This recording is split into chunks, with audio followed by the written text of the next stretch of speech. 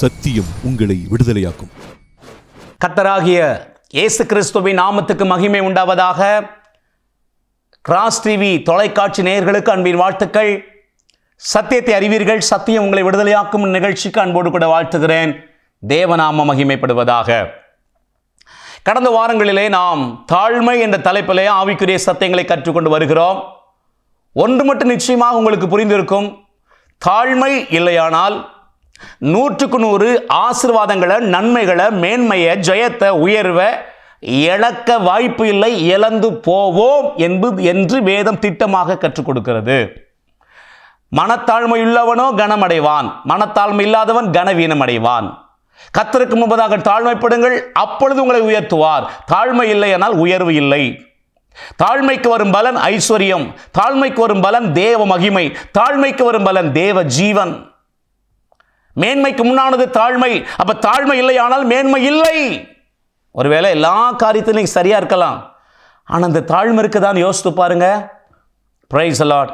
நாம் ஏற்கனவே 4 காரியங்களை பார்த்திருக்கிறோம். முதலாவதாக, தாழ்மை என்றால் தவறு செய்யும் பொழுது தேவன் அதை எச்சரித்து கண்டிக்கும் பொழுது, ஐயோ நான் தவறு செய்து விட்டேனே என்று சொல்லி யார் யாரெல்லாம் உணர்வடைந்து தேவ சமூகத்தில் அர்ப்பணித்து ஜெபிக்கிறார்களோ அது தாழ்மை. ஒன்று. இரண்டாவதாக, தேவனுடைய வார்த்தை அது என்ன சொன்னாலும் சரி சிறுபிள்ளையை போல கீழ்ப்படுகிற இருதயம் இருக்குமானால் அது தாழ்மை. மூன்றாவது, ஒருவரை ஒருவர் தங்களில் மேன்மையாக நினைத்து அவர்களை கனப்படுத்துவது தாழ்மை. அற்பமா நினைக்காம, அசட்டை பண்ணாம அவர்களை கனமாய் நினைத்து கனப்படுத்துவது தாழ்மை. நான்காவதாக நம்ம பார்த்தோம், தாழ்மை என்றால் கவனியங்கள், நெருக்கத்தில், கஷ்டத்தில், உபத்திரவத்தில் யாரெல்லாம் தேவனையே நோக்கி பார்க்கிறார்களோ, தேவ சமூகத்தை தேடுகிறார்களோ அது தாழ்மை என்று வசன ஆதாரத்தோடு நாம் தியானித்தோம். இன்றைக்கு அடுத்ததாக 5வதாக ஒரு காரியத்தை நாம் தியானிப்போம். கர்த்தர் நம்மோடு பேசுவாராக. பிலிப்பியர் 2வது அதிகாரம் 6வது வசனம் 7வது வசனம். அவர் தேவனுடைய ரூபமாயிருந்தும் தேவனுக்கு சமமாயிருப்பதை கொள்ளையாடின பொருளாக எண்ணாமல் தம்மை தாமே வெறுமையாக்கி அடிமையின் ரூபம் எடுத்து மனுஷர் சாயலானார். அவர் மனுஷரூபமாய் காணப்பட்டு மரணபரியந்தம், அதாவது சிலுவையின் மரணபரியந்தமும் கீழ்ப்படிந்தவராகி தம்மை தாமே தாழ்த்தினார். கீழ்ப்படிந்தவராகி தாழ்த்தினார். இதை நம்ம பார்த்தோம். தாழ்மை என்றால் கீழ்ப்படிதல் தேவனுடைய வார்த்தைக்கு. அதே வசனம் சொல்லுகிறது, அவர் தேவனுக்கு சமமாயிருந்தவர், தேவ மகிமையில இருந்தவர். அதை விட்டுட்டு நம்மை நேசித்ததுனால, மனுக்குலத்தின் மேல தீராத அளவு கிடந்த அன்பு இருந்ததுனால அவர் மகிமைய, மேன்மைய, சிங்காசனத்தை விட்டு கொடுத்தார். ஐயா, அவர் தேவன், சர்வ சிருஷ்டிக்கு முந்தின பேருமானவர், வானாதி வானங்களில் உயர்ந்தவர், சேரக்கூடாத ஒளியிலே வாசம் பண்ணுகிறவர். அவரு மனிதனாகி நம்மை மீட்பதற்காக நம்ம நேசித்து அவர் சிங்காசனத்தை விட்டு கொடுத்தார், மகிமையை விட்டு கொடுத்தார். விட்டுட்டு இறங்கினார். கிரீடத்தை தூக்கி வைத்தார், மகிமையை துறந்தார், மேன்மையை துறந்தார், எல்லாவற்றையும் நமக்காக விட்டு கொடுத்தார். தேவனுக்கு சமமாக இருப்பதை கொள்ளையாடின பொருளாக எண்ணாமல் எல்லாவற்றையும் நமக்காக விட்டு கொடுத்ததை சொல்லுகிறது. அவர் தாழ்த்தினார் என்று சொல்லப்பட்டிருக்கிறது. தாழ்மை என்றால் என்ன? 5வதாக, விட்டு கொடுப்பது தாழ்மை. Price the Lord. அநேகர் விட்டு கொடுக்காததுனால எவ்வளவோ சண்டைகள், எவ்வளவோ பிரச்சனைகள், எவ்வளவோ வேதனைகள், எவ்வளவோ கஷ்டங்கள், எவ்வளவோ கண்ணீர்கள். தேவஜனமே, நாம விட்டு கொடுக்க மாட்டோம் என்பதற்கு எந்த மேன்மை கிடையாது, சொல்லக்கூடிய எந்த மேன்மை கிடையாது. விட்டு கொடுக்கவே கூடாது என்றால் அவர் ஒருத்தர் தான். ஏன்? அவர் தேவன், சகலத்தையும் ஆளுகிறவர், சர்வ சிருஷ்டி கர்த்தர். அவரே நம்ம மேல வச்ச அன்புனால எல்லாத்தையும் விட்டுட்டு மகிமையை விட்டார், பரலோகத்தை விட்டார், கிரீடத்தை விட்டார், சிங்காசனத்தை எல்லாத்தையும் விட்டுட்டு தர மட்டும் தன்னை தாழ்த்தினார். அன்பு தேவஜனமே, விட்டு கொடுப்பது தாழ்மை. இன்றைக்கும் அநேகர் ஒரு அடி இடத்தை விட்டு கொடுக்க மனசு இல்லாம இன்னைக்கு கோர்ட்டு கேஸ் என்று அலைந்து கொண்டிருக்கிறார்கள். எப்படி உங்களுக்கு நன்மை வரும்? விட்டு கொடுக்கிறவர்களுக்குள் தாழ்மை இருக்கிறது. தாழ்மை உள்ளவர்களை கர்த்தர் உயர்த்தாம விடவே மாட்டார். போராடாதீங்க. உங்கள் அம்மாவோ அப்பாவோ அண்ணனோ தம்பியோ தங்கச்சியோ அல்ல யாரோ உங்களுக்கு வர வேண்டிய நியாயமான ஒரு பிளெஸ்ஸிங்கை, ஒரு ஆசீர்வாதத்தை, ஒரு நன்மையை அவங்க தடுத்துட்டாங்களா, எடுத்துக்கிட்டாங்களா? ஒரு பேச்சுக்கு கண்டிப்பாக நம்ம கேட்கணும். நமக்குரியது என்றால் கேட்பது தவறல்ல. ஆனால் வாக்குவாதம் பண்ணாமல், சண்டை போடாமல் அமைதியாக அவர்களை ஆஸ்வதித்து கொண்டே இருங்கள். ஆண்டவரே, எனக்கு வர வேண்டியதை என் தாய், என் தகப்பன், அண்ணன், தம்பி, சோன்சோ எடுத்துக்கிட்டாங்கப்பா, எனக்கு கொடுக்கலப்பா, என்னை ஏமாற்றிட்டாங்கப்பா, நான் கேட்டேன் தரலப்பா, அவங்கள மன்னிக்கிறேன், அவங்கள ஆஸ்வதிக்கிறேன், அவங்களுக்கு எந்த தீமும் வரக்கூடாது ஆண்டவரே, எந்த கஷ்டமும் வரக்கூடாது ஆண்டவரேன்னு சொல்லி ஜெபம் பண்ணி அமைதியாக இருந்துருங்க, விட்டு கொடுத்துருங்க. உங்களை கர்த்தர் உயர்த்தாமல் விடவே மாட்டார். உங்களை மேன்மைப்படுத்தாமல் விடவே மாட்டார். இழந்ததுக்கு அதிகமாக பல மடங்கு திருப்பி தருவார். கிறிஸ்துவின் தேவனுடைய நாமத்து நிமித்தமாக ஆபிரகாம் தேசத்தை விட்டான், இனத்தை விட்டான், வீட்டை விட்டான். தேசத்தை விடுவது கொஞ்சம் ஈஸி, இனத்தை விடுவது கொஞ்சம் கஷ்டம், வீட்டை விடுவது ரொம்ப கஷ்டம். ஆண்டவருக்கு வார்த்தைக்கு கீழ்ப்படிந்து எல்லாவற்றையும் விட்டு கொடுத்தான், எல்லாவற்றையும் விட்டுட்டு வெளியே வந்தான். பாருங்க, இன்றைக்கு வரைக்கும் ஆபிரகாமை கர்த்தர் ஆசீர்வதித்துக் கொண்டிருக்கிறார். இன்றைக்கு வரைக்கும் ஆபிரகாமை தேவன் கனப்படுத்தி கொண்டிருக்கிறார். அன்பு தேவ பிள்ளையே, அதே ஆபிரகாம் தேவனால் அழைக்கப்பட்டவன் புறப்பட்டு வருகிறான். அழைக்கப்படாத அவனுடைய சகோதரன் மகன் லோத்துவும் கூட வருகிறான். அழைக்கப்பட்டவன் ஆபிரகாம், அழைக்கப்படாத லோத்தும் ஆபிரகாம் கூட வருகிறான். பாருங்கள், அழைக்கப்பட்ட ஆபிரகாமோடு கூட அழைக்கப்படாத லோத்தும் இருந்ததுனால அவனையும் கர்த்தர் ஆசீர்வதித்து பெருக பண்ணினார். இப்போ ஆபிரகாமின் மந்தை மேய்ப்பருக்கும் லோத்துவின் மந்தை மேய்ப்பருக்கும் வாக்குவாதம் வருகிறது, சண்டைகள் வருகிறது. ஆனால் அந்த லோத்து சின்ன பையன், எடுத்து வளர்த்த பையன் ஆபிரகாம் கண்டுகிடவே இல்லை, ரொம்ப கெத்த அலைகிறான். பாருங்க, ஆபிரகாம் இந்த சின்ன பையனை தேடி வருகிறான். ஒரு எத்துட்டா ஓடிடுவான் லோத்து. ஆனால் வந்து சொல்லுகிறான், சின்ன பையன், நாம் சகோதரர். அந்த லோத்துக்குள்ள இவனுடைய சகோதரனை வைத்து கனப்படுத்துகிறான் லோத்துவை. நாம் சகோதரர், நமக்குள் வாக்குவாதம் வேண்டாம்ப்பா.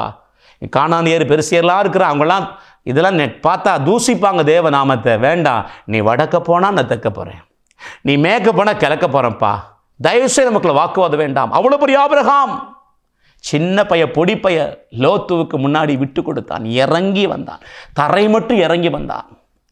லோத்து நியாயப்படி என்ன சொல்லியிருக்குன்னு தெரியுமா? அப்பா, நீங்கள் என்ன சொல்கிறீங்களோ நான் கேட்குறேன், நீ எங்கே போக சொல்லுங்க நான் போகிறேன்னு சொல்லியிருந்தான்னா கண்டிப்பாக லோத்து பல மடங்கு ஆஸ்வதிக்கப்பட்டிருப்பான். ஒரு துன்மார்க்கமான 2 சந்ததி வந்திருக்காது இந்த பூமியில். ஒரு அசூசியான சந்ததி, பாவ சந்ததி வந்திருக்காது. பாருங்கள், இந்த லோத்து கண்களை ஏறெடுத்து பார்க்கிறான், 8 திசையும் பார்க்கிறான். யோர்தானுக்கு அருகே உள்ள பகுதி மட்டும் செல்வ செழிப்பாய் கர்த்தரின் தோட்டத்தை போல இருக்குது. இந்த லோத்து மற்ற எல்லா பக்கம் வறட்சி.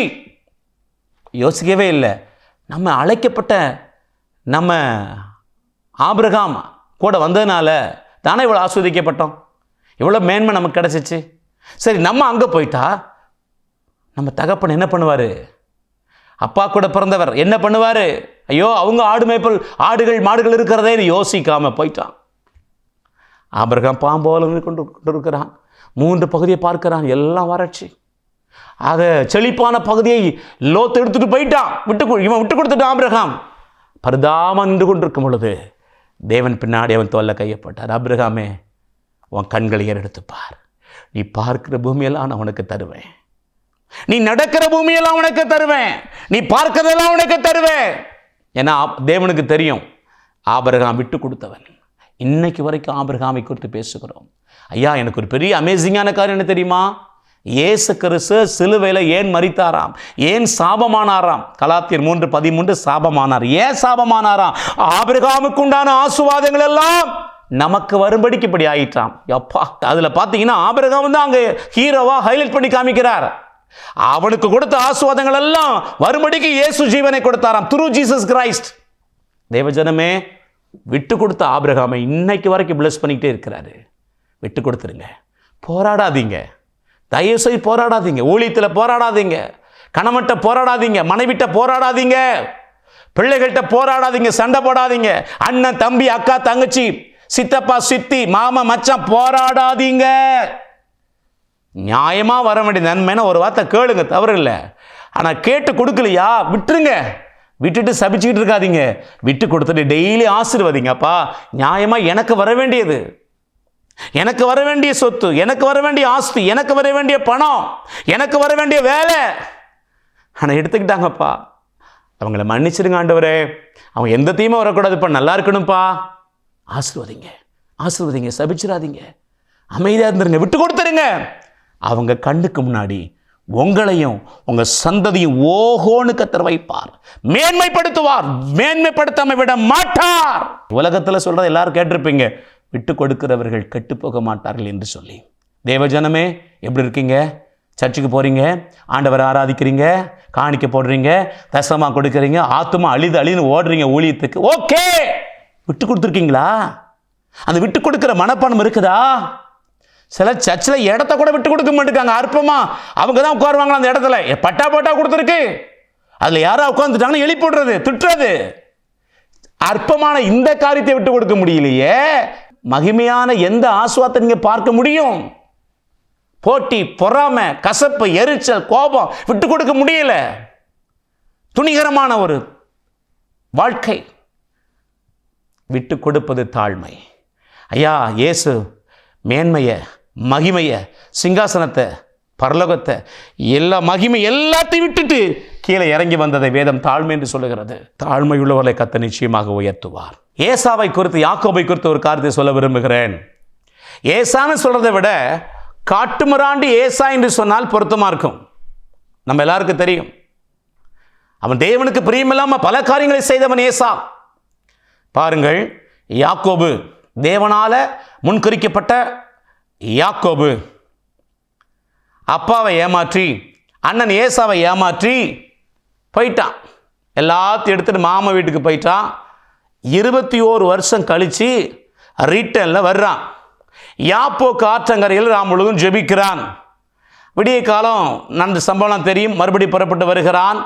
ஏசா 400 பேரோட வருகிறான் என்று கேள்விப்பட்டு கலங்கி தவித்து ஜெபித்தான். பாருங்கள், ஏசா அவனை கொலை செய்ய வரவில்லை, நேர ஓடி வந்து கட்டிப்பிடித்து முத்தமிட்டான். ஓ என்று அழுது அன்பை பரிமாறிக்கொண்டார்கள். அப்பா வீட்டை விட்டுட்டு, அண்ணனை விட்டுட்டு, பிறந்த வீட்டை விட்டுட்டு 21 வருஷம் போயிட்டான். அந்த 21 வருஷமா அப்பா கூட இருந்து தோட்டம், தோரவு, காடு, கரை எல்லாவற்றையும் வெட்டி பராமரித்து நீட்டா வச்சிருக்கிறான் ஏசா. அவனுடைய மிருக ஜீவன்கள் எல்லாம் வசிப்பதற்கு ஏதுவாக இருக்கிறது. இப்ப யாக்கோபு வந்த உடனே, தன்னை ஏமாற்றிட்டு போன யாக்கோபு வந்த உடனே பூமி தாங்க முடியல. ஆகவே ஏசா என்ன சொன்னா தெரியுமா? தம்பி, நீ இங்க இரு, நான் வெளியே போறேன். நியாயப்படி பார்த்தா யாக்கோபு தான் வெளியே போயிருக்கணும். யாக்கோபுக்கும் அப்பா வீட்டுக்கு சம்பந்தம் இல்லை. 21 வருஷம் விட்டுட்டு போயிட்டான். ஆனால் ஏசா கண்டுபிடிச்சிட்டான், யாக்கோபு தேவனால் தெரிந்து கொள்ளப்பட்டவன், யாக்கோபு தான் ஆசுவாத்துக்கு பாத்திரவான் என்பதை அறிந்தவன். யாக்கோபுக்கு தான் எல்லாவற்றையும் பராமரித்து வைத்த தோட்டம், தொரவு, காடு, கரை எல்லாவற்றையும் அவனுக்கு கொடுத்துட்டு எங்க போறான்னு தெரியல, புறப்பட்டு போனான். எங்க போய் என்ன செய்வேன்னு தெரியல. பாருங்கள், இந்த சம்பவத்தை தேவன் மனதில் வைத்திருந்தார். இஸ்ரவேல் ஜனங்கள் எகிப்திலிருந்து கானானுக்கு போய் சேர்ந்த பொழுது எல்லாவற்றையும் யோசுவா மூலமாய் பங்கிட்டு கொடுத்தார். அப்படி கொடுக்கும் பொழுது ஆண்டவர் சொன்னார், சேயீர் மலை நாட்டை நான் ஏசாவுக்கு கொடுத்தேன், ஒரு அடி கூட வேற யாரும் கொடுக்க மாட்டேன். ஊட்டி, கொடைக்கானல், குழுன்னு இருக்கிற அந்த பகுதி யாருக்கா? ஏசாவுக்கு. ஏசா ஒரு காட்டுமிராண்டியை வாழ்ந்தவன், தேவனுக்கு ஒருவன் பல தவறுகளை செய்தவன். ஆனா அழைக்கப்பட்ட, தேவனால் தெரிந்து கொள்ளப்பட்ட யாக்கோபுக்கு விட்டு கொடுத்தானே, அதை மனதில் வைத்திருந்தார். பல 100 ஆண்டுகளுக்கு பின்னாடி பாருங்கள், தேவன் அவனை மனதில் வைத்து மலை நாட்டை ஏசாவுக்கு கொடுத்தார். அவனை கனப்படுத்தினார். காரணம் என்ன தெரியுமா? தேவன் தன்னால் தெரிந்து கொள்ளப்பட்ட யாக்கோபுக்கு, இஸ்ரேலுக்கு விட்டு கொடுத்த ஏசா. விட்டு கொடுப்பீங்களா? விட்டு கொடுத்தால் தாழ்மை இருக்கிறது. தாழ்மை இருக்குமானால் 100க்கு 100 நன்மைக்கு தப்பவே மாட்டீங்க. கண்களை மூடி ஜெபிப்போம். தொடர்ந்து அடுத்த எபிசோட்ல தியானிக்கலாம். கிருபை நிறைந்த அன்பு தகப்பனே, கர்த்தராகிய இயேசுவின் நாமத்தில் உம்மை துதிக்கிறோம். ஒவ்வொருவரும் விட்டு கொடுத்து ஆண்டவரே தாழ்மையை அணிந்து கொண்டு வெற்றியாய் வாழ உதவி செய்யுங்க. இயேசுவின் நாமத்தில் பிதாவே, ஆமென். God plus you. கர்த்தர் உங்களை ஆஸ்வதிப்பாராக. ஆமென். Praise the Lord. Pastor S Rajesh, இயேசுவின் இரத்தக்கோட்டை, நல்ல சமாரியன் ஐக்கிய ஊழியங்கள், 15 கீழ் 272/1, பெரிய செல்வம் நகர், தாளமுத்து நகர் பகுதி, சிலுவைப்பட்டி, தூத்துக்குடி